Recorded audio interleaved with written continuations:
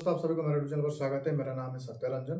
दोस्तों, आज जिस टॉपिक पर हम बात करेंगे वो बहुत कंट्रोवर्शियल है और इसको लेकर ब्लाइंडली कुछ लोग आके पॉजिटिव हो या फिर नेगेटिव हो बोल के जाते हैं या फिर ब्लेमिंग करना चाहते हैं एक दूसरे को। लेकिन इसको समझने की हम कोशिश करेंगे। वो टॉपिक है फ्री बीज, जो मुफ्त में हमको मिलता है और जो स्टेट गवर्नमेंट हो या फिर सेंट्रल गवर्नमेंट हो जो देता है, उसका जो असर होता है, उसका जो इम्पैक्ट होता है देश पर या फिर कोई राज्य पर, उसका असर क्या होता है और ये कितना कोई राज्य को कमज़ोर बना सकता है, उसके बारे में हम सोचेंगे और कुछ एग्जाम्पल देके समझने की कोशिश करेंगे क्या है नहीं है।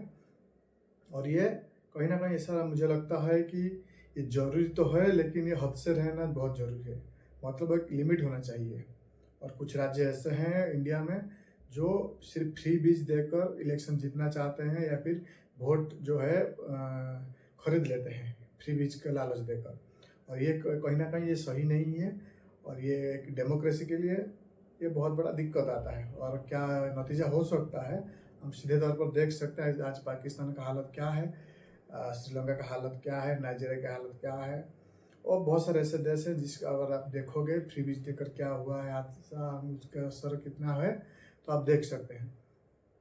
आपकी जो फ्रीडम है वो फ्री बीज के माध्यम से ख़त्म हो जाता है या फिर खरीद लिया जाता है। और यहाँ पर एक बात आता है कि देखिए वर्कफेयर जो है और जो सब्सिडीज है, गुड सब्सिडी जो है, वो कहीं ना कहीं चाहे सेंट्रल गवर्नमेंट का हो या फिर स्टेट गवर्नमेंट का हो, वो एक रिस्पॉन्सिबिलिटी है। और वेलफेयर की बात करोगे तो कहीं ना कहीं उसका जो इम्पैक्ट है लॉन्ग टर्म में देखने को मिलता है या फिर सब्सिडी का देखने को मिलता है, खासकर वो स्टेट में या फिर सेंट्रल गवर्नमेंट भारत में, पूरी भारत में। लेकिन यहाँ पर जो दिक्कत आता है कि अभी जो रेस है वो सिर्फ कंपटीशन जो पॉलिटिकल पार्टी कर रहे हैं, चाहे कांग्रेस, बीजेपी, आम आदमी पार्टी, वो जो सारी पार्टी है और लोकल में भी कुछ है, वो सिर्फ लोगों को फ्री बीज के आड़ में आकर इलेक्शन जीतना चाहते हैं। वो वहाँ पर कोई डेवलपमेंट की बात नहीं हो रहा है। और जो एग्रीकल्चर की बात है वहाँ पर तो जिगर वो जानबूझकर नहीं भी करते हैं। सिर्फ गरीब है, गरीब है, गरीब को मदद करना चाहिए। कौन है गरीब, कितना गरीब है, वो उनको डाटा नहीं है, उनको पता नहीं है। लेकिन उनको सिर्फ कैसे करके उनका जो वोट है कैसे हासिल करेंगे, उसका उनका पहला मकसद होता है। लोगों को साइकिल देना की बात हो, वहाँ पर भी एजुकेशन में लड़की का जो हिस्सा है, खासकर बिहार, तमिलनाडु जो राज्य में जब ये शुरुआत किया गया था, तो कहीं ना कहीं इसका जो पॉजिटिव इम्पैक्ट है वो देखने को मिलता था। ये लॉन्ग टर्म इम्पैक्ट के लिए दिया जाता है।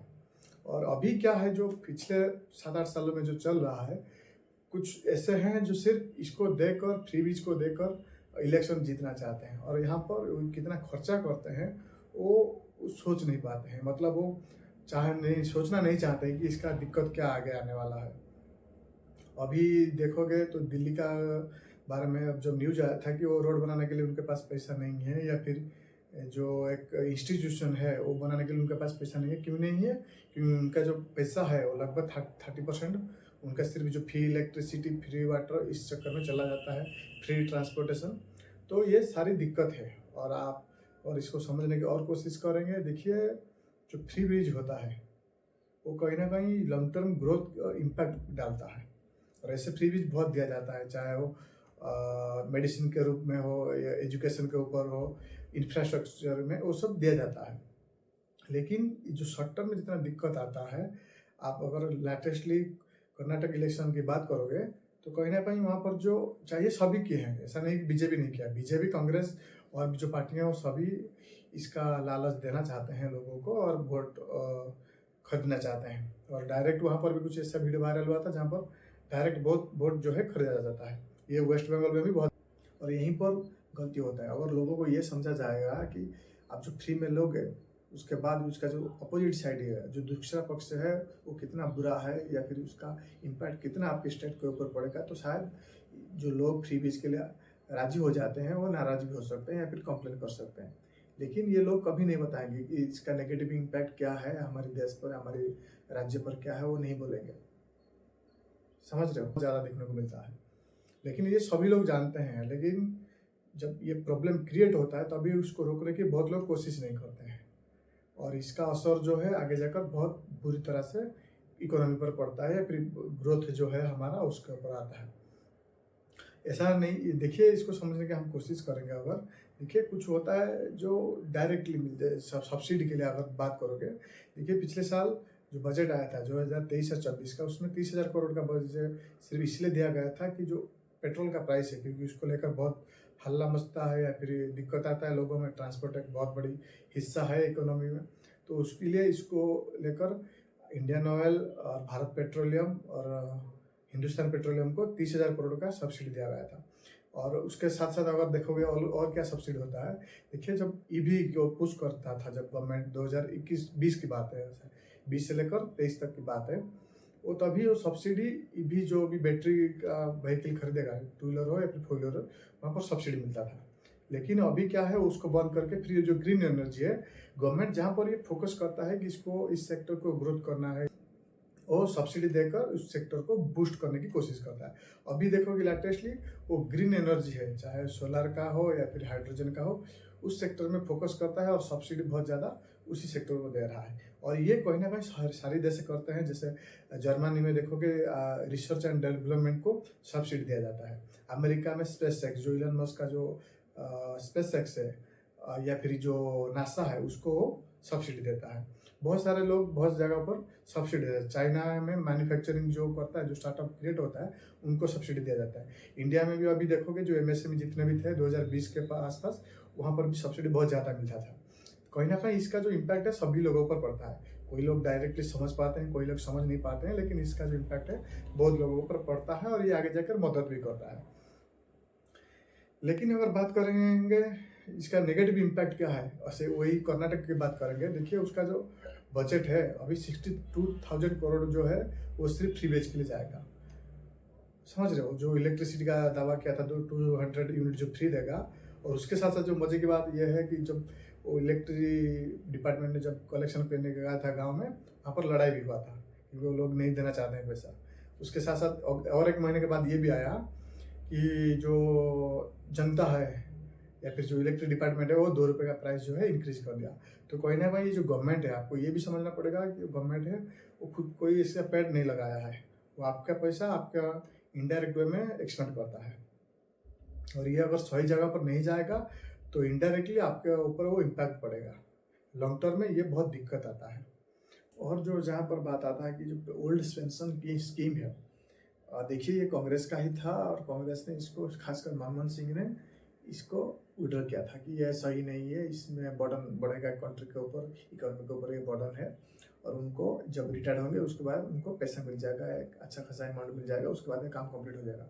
लेकिन वही कांग्रेस फिर जब राजस्थान में है या फिर छत्तीसगढ़ में आके ये जो ओल्ड पेंशन स्कीम है उसको लागू करने की बात कर रहा है और ऑलरेडी कर दिया है। और वही क्योंकि जो पेंशन होल्डर हैं वो बहुत ज़्यादा लोग हैं, 7 लाख 8 लाख जो लोग हैं, उनको ये लालच दिया जाता है कि अगर आप तुम ऐसे करोगे तो आपको पेंशन मिलेगा।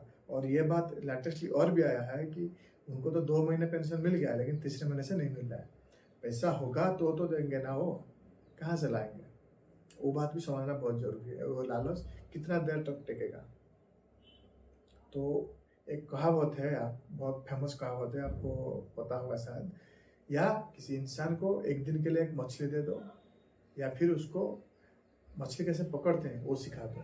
और ज़्यादातर लोग पॉलिटिकल पार्टी पॉलिटिशियन यही चाहते हैं कि आपको एक दिन के लिए एक मछली दे देंगे, मछली कैसे पकड़ते हैं वो नहीं बताएंगे।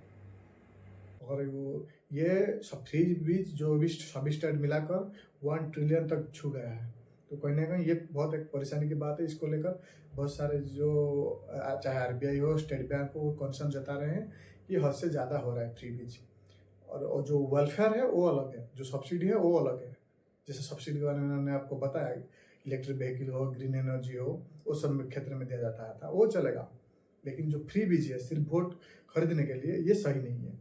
और फ्री बीज को और एक बात जो आपको समझना ये भी पड़ेगा कि कोई भी स्टेट हो, कुछ स्टेट ऐसे हैं वो सिर्फ फ्री बीज को देकर इलेक्शन जीतना चाहते हैं। उसका एक सीधा जीतता जागता सबूत है कि अरविंद केजरीवाल। ये बहुत परेशानी की बात है। और इसका आधार पर कोई भी अगर पार्टी, चाहे बीजेपी, कांग्रेस, आम आदमी पार्टी, कोई भी हो और जीतना चाहता है तो नहीं जिताना चाहिए हमें। और जितना हम जिताएंगे इसको लेकर बहुत सारे लोग ये भी जानते हैं, दावा करते हैं कि हमें फ्री बीज नहीं चाहिए। जो थोड़ा थोड़ा एजुकेटेड होते हैं या फिर समझते हैं, ये लोग यही दावा करते हैं कि हमें फ्री में कुछ भी नहीं चाहिए, हम कमाएंगे, हम खा में ये भी। और यहाँ पर जो लेटेस्टली डाटा आया है हरियाणा गवर्नमेंट की तरफ से कि वो 33,000 सालाना देगा, और जब उनका उम्र जब तक 45 साल का नहीं हो गया हो, और ये मेल और फीमेल दोनों को देगा। इसका मतलब क्या है ये समझना बहुत मुश्किल है। कोई अगर परिवार में उन्होंने दावा किया था कि मोबाइल देंगे, या फिर कोई बोल रहा है फ्रिज देंगे, तो अगर आप ऐसे देगा, अगर स्कूटी का भी डिमांड करते थे, तो कहीं ना कहीं इसको आपको समझना पड़ेगा।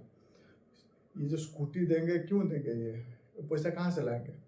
और सिर्फ स्कूटी, और यहाँ पर कुछ लोग बोलते हैं कि क्यों नहीं देंगे, ये तो ना इंसाफ है, जो लोग इस्तेमाल करते हैं, जो लोग नहीं इस्तेमाल करते हैं। समझ रहे हो? तो अगर स्कूटी दे रहे हो तो फिर कार क्यों नहीं दोगे, या फिर फ्रिज दे रहे हो तो वॉशिंग मशीन क्यों नहीं दोगे?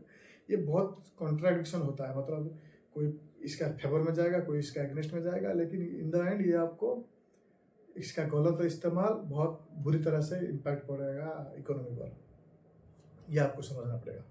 तो ये करेंगे या फिर सीखने की, जानने की कोशिश नहीं करेंगे और स्किल पर ध्यान नहीं देंगे, तब तक ये लड़ाई जो है, ये दिक्कत जो है लगातार आता रहेगा। और बहुत सारे लोग इस पर बात करते हैं कि क्या दिक्कत है।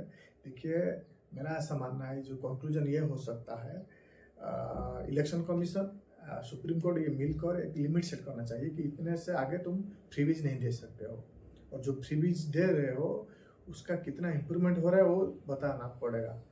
कई सारी बातें हैं फ्रीबीज को लेकर, और फ्रीबीज लॉन्ग टर्म ग्रोथ के लिए दिया जाता है, या फिर सब्सिडी कोई एक गुड पर्पस के लिए इस्तेमाल किया जाता है, तो इसका इम्पैक्ट इकोनॉमी पर पॉजिटिवली पड़ता है। अगर वो गलत सिर्फ वोट खरीदने पर दिया जाता है या फिर वोट कलेक्शन पर दिया जाता है, तो कहीं ना उसका नेगेटिव इम्पैक्ट जो है पूरी तरह से भारत के ऊपर पड़ेगा, या फिर कोई स्टेट, पर्टिकुलर स्टेट के ऊपर पड़ेगा। इसलिए देखोगे जो भी फ्रीबीज के भरोसे जो भी स्टेट आगे आते हैं वो अभी तक पीछे ही हैं, लेकिन जो फ्रीबीज को दूर रहते हैं, फिर जो खुद पर बहुत ज़्यादा यकीन करते हैं, खुद मेहनत ज़्यादा करते हैं, चाहे वो गुजरात हो या फिर मध्य प्रदेश हो, महाराष्ट्र हो, वो सब सारे जितने भी देखोगे तो कहीं ना कहीं वो ग्रोथ ज़्यादा दिखाते हैं।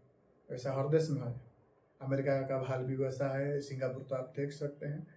तो ये सारी बातें हैं फ्रीबीज को लेकर। आशा करता हूँ आपको वीडियो इंप्रूव लगी होगी। चैनल में तो सब्सक्राइब कीजिए, और आपका क्या ओपिनियन है फ्रीबीज को लेकर आप कमेंट करके बता भी सकते हैं। थैंक्स फॉर वॉचिंग दोस्तों, नमस्ते।